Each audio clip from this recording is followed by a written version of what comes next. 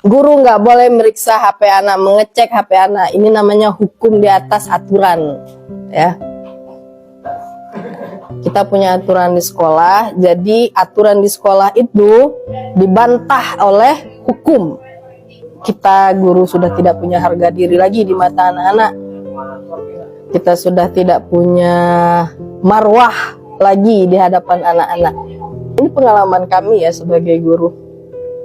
Saat kami memeriksa HP anak itu hampir, kalau kita tidak mencegah, walau apa yang terjadi pada anak itu kan, kita sampaikan sama orang tua, bapak ibu anaknya hampir seperti ini, kita lihat kan sama orang tua, karena HP anak itu pakai kunci dan orang tua rata-rata tidak mau peduli dengan HP-nya anak gitu. Kita sampaikan kepada orang tua, bapak ibu ini isi HP, silahkan bertindak.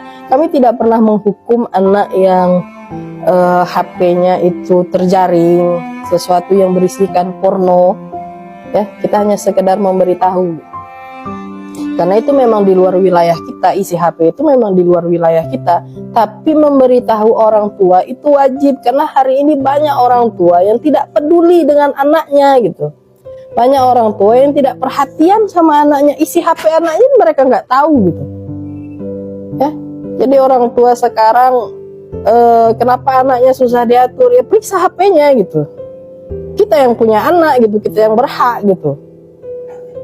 Orang tua ini hanya kasih HP, ya udah beri kebebasan. Anda tidak tahu akses itu ada.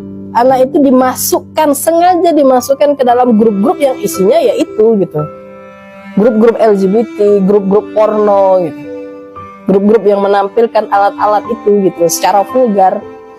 Dan kita guru diam gitu. Guru nggak boleh meriksa, maka aturan yang ada di sekolah kalah oleh undang-undang gitu. Jadi kita guru udah nggak punya marwah lagi, kita nggak punya harga diri lagi. Sekolah bukan lagi tempat mendidik moral anak, tapi sekolah cuma untuk mencetak ijazah. Ya, mungkin ini yang diinginkan oleh orang-orang yang berpikiran liberal, ya. Perhatian tidak ada lagi pada anak-anak. Mau gimana lagi? Mau kita bawa kemana bangsa kita ini gitu? Ya, anak itu nggak tahu membedakan mana yang salah, mana yang benar. Kita tuh orang tua yang harusnya yang meluruskan mereka gitu. Ini salah nak, gitu. Ini nggak benar gitu. Rusak anak kita oleh pornografi, banyak bertebaran. Dia tidak buka, tapi dia ditawarkan. Saya berapa kali periksa HP anak. Saya biasa aja, saya sampaikan sama dia, saya nasihati beliau gitu. Ya, walaupun saya tahu itu melanggar gitu kan. Tapi saya ingin menyelamatkan anak saya. Pada saat itu anak saya, Bu, saya dimasukkan Bu dalam grup ini ya. Kalau kamu dimasukkan, kamu keluar dari grup itu. Siapa yang tahu kalau tidak kita periksa? Kalau kita tidak periksa, mereka akan lama di dalam grup itu dan akan membiarkan itu mencuci otak mereka. Dan pikiran-pikiran mereka ya nggak bisa lagi, karena orang yang sudah terkontaminasi pornografi akan sulit untuk menerima pelajaran, akan sulit untuk dinasehati gitu. Institusi pendidikan, sekolah sudah tidak punya harga diri lagi gitu untuk membentuk karakter anak. Kita punya anak ya, kita akan dipertanggungjawabkan kelak di akhirat nanti gitu.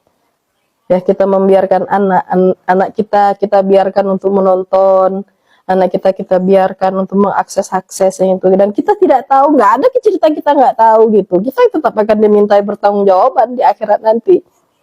Apakah kita tidak pernah mengawasi anak kita gitu?